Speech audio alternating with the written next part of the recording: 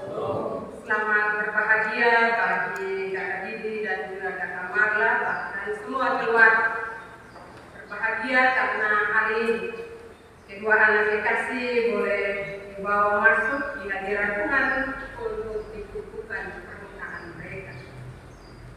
Bapak, Mama, saudara-saudara yang saya kasih di dalam Tuhan kita Yesus Kristus, tema yang akan kita renungkan pada siang hari ini yaitu keluarga yang memiliki hikmat dari atas. Bapak Mama Yakobus menjelaskan dua jenis hikmat yang berbeda dan masing-masing punya ciri. Yaitu yang pertama, hikmat yang bukan berasal dari Allah. Hal ini ditandai dengan iri hati, dengan ambisi, egois, dan akibat dari hal itu akan membawa kekacauan atau kehancuran dalam kehidupan. Baik itu dalam kehidupan pribadi, dalam kehidupan keluarga, maupun dalam kehidupan bermasyarakat dan bergereja. Hal yang kedua adalah hikmat yang berasal dari Tuhan. Hikmat yang berasal dari Tuhan ini Bapak Mama ciri, yaitu murni, pendamai, beramah, penurut, penuh belas kasihan, dan buah yang baik, tidak memihak dan tidak munafik.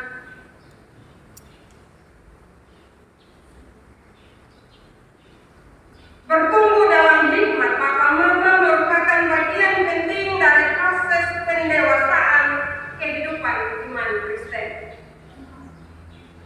Hikmat itu Bapak Mama sangat penting bagi setiap orang. Ketika kita hidup di dunia ini, kalau kita mau hidup sesuai dengan kehendak Tuhan, maka kita harus minta hikmat dari Tuhan. Supaya hidup yang kita jalani itu adalah hidup yang dituntun oleh hikmat Tuhan. Karena saya sudah mengatakan bagi kita bahwa hikmat itu ada yang berasal bukan dari Allah. Dan hikmat yang berasal bukan dari Allah itulah yang kadang lebih banyak menguasai kehidupan kita. Firman Tuhan sudah mengajarkannya kepada kita bahwa hikmat dari dunia ini akan membuat kita kacau balau, akan membuat kita hancur, akan membuat kita jauh dari kehendak Tuhan. Tapi pertanyaan bagi kita, kenapa kita lebih senang atau lebih suka hikmat dunia ini? Sementara firman Tuhan mengajarkan kepada kita bahwa hikmat yang dari atas itu adalah hikmat yang baik, hikmat yang menolong kita untuk bertumbuh dan berakar hanya di dalam diri. Karena itu Bapak Mama, sekali lagi, bahwa dalam kehidupan kita sebagai orang-orang beriman atau sebagai orang-orang percaya, kita sangat membutuhkan hikmat dari Allah. Hikmat dari Allah sebagaimana dalam bacaan Alkitab tadi, yaitu yang pertama murni. Hikmat ini juga dibutuhkan oleh setiap orang yang menikah, oleh setiap keluarga, setiap rumah tangga Kristen. Sekali lagi, hikmat yang dari atas itu punya ciri, yaitu murni. Murni itu bersih, tidak bercampur dengan unsur lain, dan tidak ada pemalsuan di dalam. Karena itu Bapak Mama, saudara-saudara yang saya kasih di dalam Tuhan kita Yesus Kristus, karena ciri hikmat itu adalah murni, maka di dalam menjalani kehidupan rumah tangga atau kehidupan keluarga, cinta yang ada di antara saudara berdua, Kakak Didi dan juga Kakak Marta, cinta itu juga harus murni, tidak boleh ada kepalsuan di dalam. Kalau palsu, Bapak Mama, hanya karena terpaksa atau karena dorongan pihak yang lain untuk dua orang menikah, itu juga akan ada bukti. Setelah pernikahan, ada kekacauan, ada masalah, dan seterusnya. Karena itu Bapak Mama,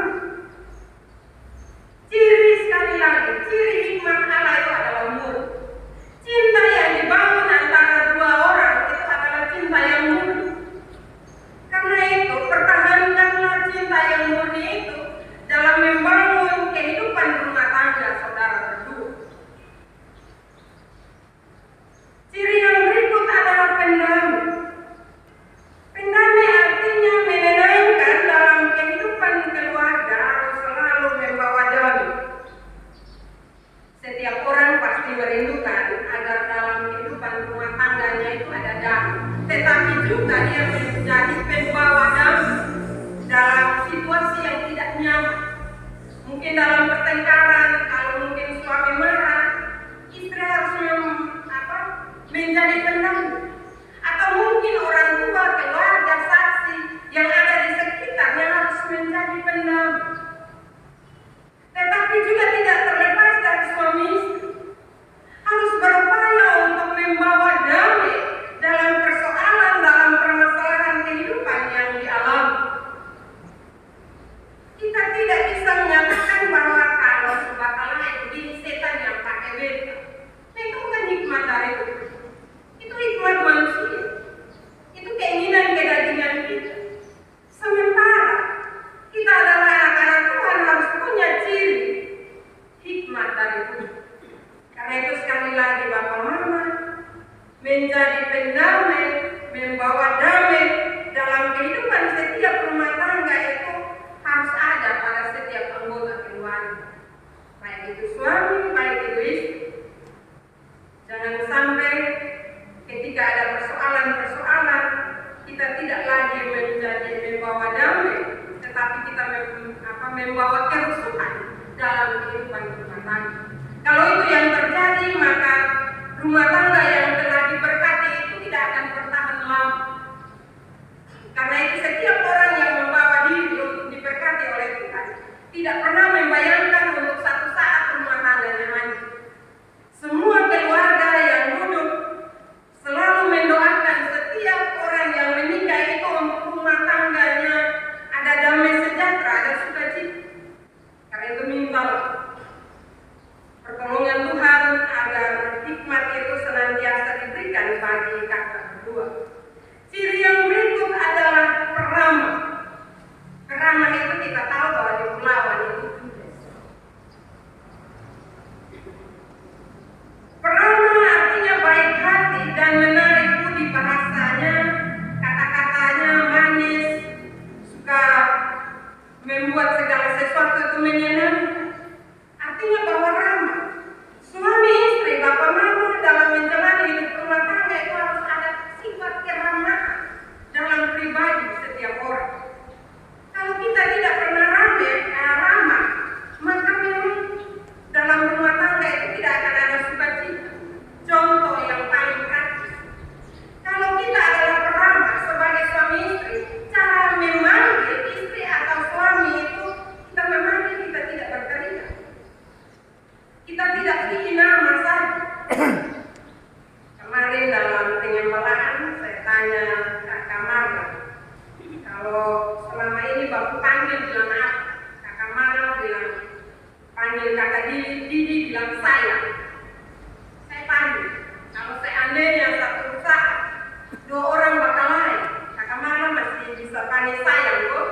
Kakak Marla sudah jawab, sama saudara-saudara yang saya kesini dalam peramah. Artinya sekali lagi Bapak Mama bahwa kita berupaya agar kehidupan itu menyenangkan. Panggilah dengan kata-kata sayang walaupun dalam situasi yang sulit, dalam situasi yang bermarah. Ketika satu marah dengan yang lain dan kalau panggil sayang, itu akan menyejukkan hati kita. Itu akan mencairkan suasana yang sulit itu, suasana yang kacau itu, menjadi suasana yang membahagiakan.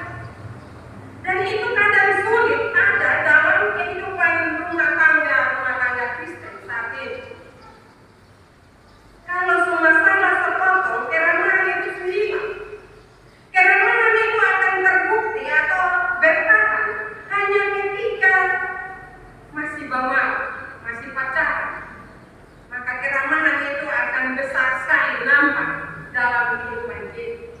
Tapi sering dalam kehidupan rumah tangga,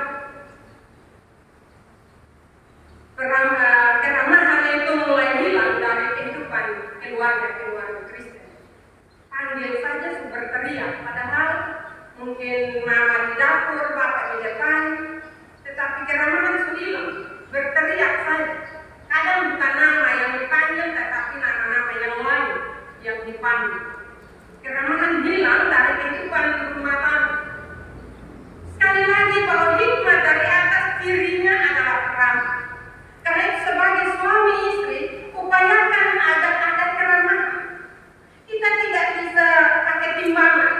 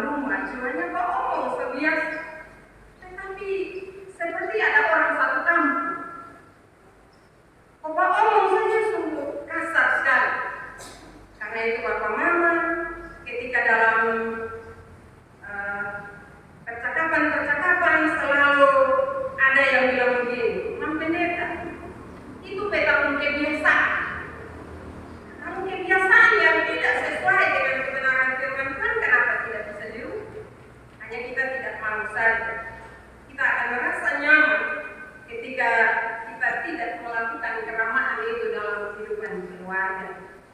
Karena itu Kakak Didi dan juga Kakak Marla, memang perangai kita, sifat kita kadang kasar, tetapi firman Tuhan bilang mau baik, mau nyaman, maka keramahan itu harus menjadi bagian dari kehidupan rumah tangga atau kehidupan keluarga kita.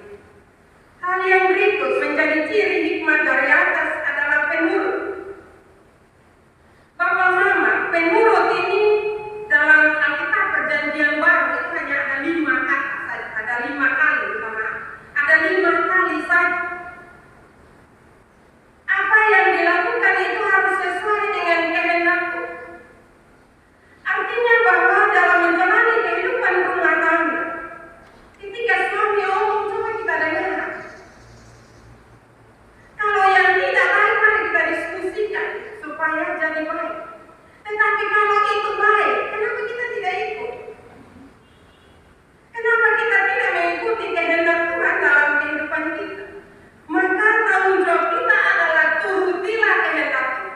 Ketika kita menuruti kehendak Tuhan, otomatis hidup kita, kata-kata kita, perilaku kita akan dikuasai oleh kebenaran firman itu. Dan akhirnya kita akan hidup menjadi penurut. Penurut bukan terpaksa, tidak. Penurut adalah sikap yang lahir dari hati kita. Kita mendengar apa kata suami, apa kata istri, apa kata orang tua. Kalau hal-hal itu sesuai dengan kehendak Tuhan, artinya bahwa Roh Kudus itu ada dalam hidup kita. Karena itu berbicara tentang hal-hal ini sederhana, tetapi saat ini banyak rumah tangga hancur karena sebagai suami atau istri tidak lagi hidup menuruti kehendak Tuhan, tetapi juga tidak saling dengar-dengaran satu dengan yang lain. Ciri yang berikut adalah penuh belas kasihan. Artinya Bapak Mama bahwa dalam menjalani kehidupan ini harus saling peduli satu dengan yang lain. Jadi hidup bukan untuk diri sendiri, tetapi hidup untuk saling peduli. Harus ada belas kasihan dalam kehidupan kita. Ketika suami mau pukul istri, harus berpikir, kasihan kalau kita pukul dia juga, nanti toh pada akhirnya beda yang susah. Demikian juga sebaliknya istri, ketika mau mengucapkan kata-kata kotor bagi suami, harus juga berpikir, kasihan yang beta maki beta pun suami, atau yang beta omong kasar itu beta pun suami. Karena itu Bapak Mama, saudara-saudara, penuh belas kasihan. Sekali lagi bahwa hidup saling peduli satu dengan yang lainnya. Kalau saling peduli, kata Didi terlalu mengantuk. Benar toh? Lihat tadi ada Yesus dengan maju. Ya kakak. Mengantuk juga dengan anak firman Tuhan sedikit juga. Baik Bapak Mama, saudara-saudara yang saya kasih dalam Tuhan kita Yesus Kristus. Sekali lagi penuh belas kasihan. Saling menopang satu dengan yang lainnya, saling berbagi, saling peduli, saling berbelas kasih dalam pengertian bahwa saling menolong satu dengan yang lainnya dalam menyelesaikan berbagai tanggung jawab dalam kehidupan keluarga. Kalau misalnya 2 orang di dalam rumah, baru kakak Didi duduk, hanya main HP saja, baru kakak Marla ada urus memasak, pokok anak, selama anak menangis. Kakak Marla bilang, sayang, tolong kok. Kakak Didi bilang apa? Lu urus itu anak, gak usah. Tidak berkelas kasih. Karena itu Bapak Mama, saudara-saudara, kakak Didi dan juga kakak Marla, minta Roh Kudus untuk taruh hati belas kasih dalam kehidupan rumah tangga, dalam kehidupan keluarga, sehingga keluarga tidak hanya istri jalan sendiri, suami jalan sendiri, tetapi 2 orang merupakan sebuah keutuhan keluarga yang hidup bersama untuk memuliakan nama Tuhan dengan setiap tanggung jawab dan perilaku hidup untuk memuliakan nama Tuhan. Hal ciri yang berikut adalah tidak memihak, menunjukkan sikap netral. Kenapa dalam kehidupan keluarga hal ini juga menjadi ciri kehidupan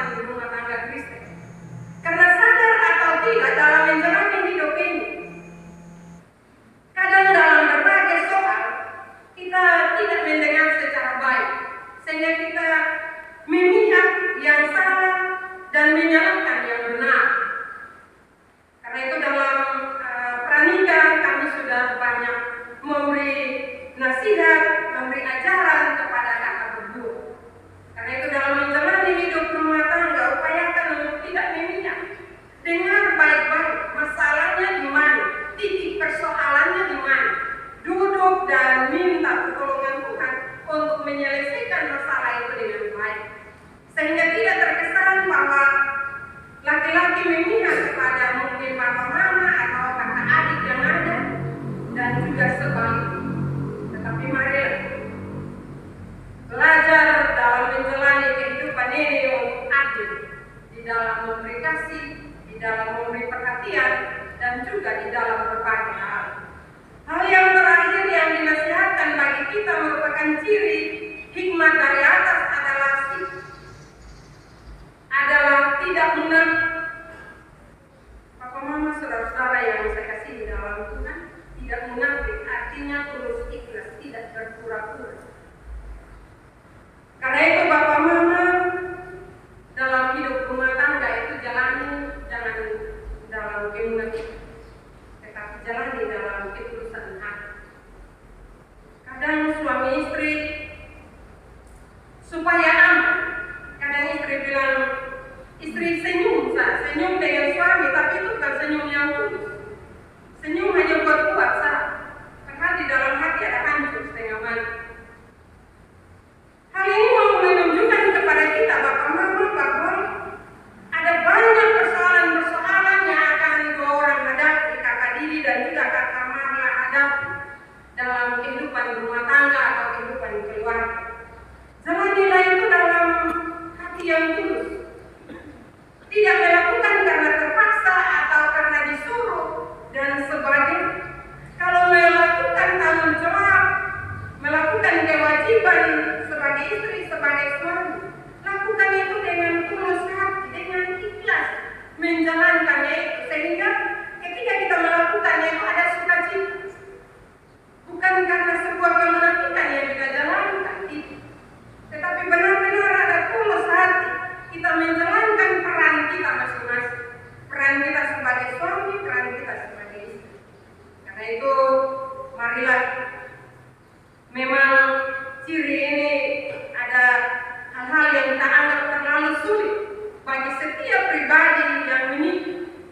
Tetapi mau atau tidak, kebenaran firman ini diperhadapkan bagi kita untuk kita minta Tuhan menolong kita semua, terutama kedua anak kekasih kita, untuk hal-hal ini bisa dijalankan dalam hidup rumah tangga yang diberkati. Tidak berat. Kalau kita mau menjalankannya dengan baik, maka tidak ada kata berat bagi kita. Karena Roh Kudus akan menolong kita untuk melakukannya dalam hidup kita setiap hari. Demikian juga kita semua yang hadir, saya tidak mengajar Bapak Mama, tetapi kebenaran firman ini menasihati kita semua. Kita melihat kembali kehidupan rumah tangga kita masing-masing. Saya tidak bilang Bapak Mama saja, tapi saya yang berbicara, firman menasihati kita semua. Apakah ciri kehidupan orang-orang yang berhikmat yang dari atas ini masih menjadi ciri kehidupan kita sebagai orang-orang percaya, atau menjadi ciri kehidupan orang-orang yang telah diberkati oleh Tuhan, atau sudah mulai pudar? Kalau sudah mulai pudar Bapak Mama, mari dengan mendengar firman ini kita disegarkan kembali. Hal-hal apa saja yang perlu saya perbaiki dalam menjalani hidup ini? Kalau kita menyadari itu Bapak Mama, maka hikmat yang dari atas itu akan tetap menjadi milik kita. Karena itu Allah karuniakan hikmat itu bagi kita.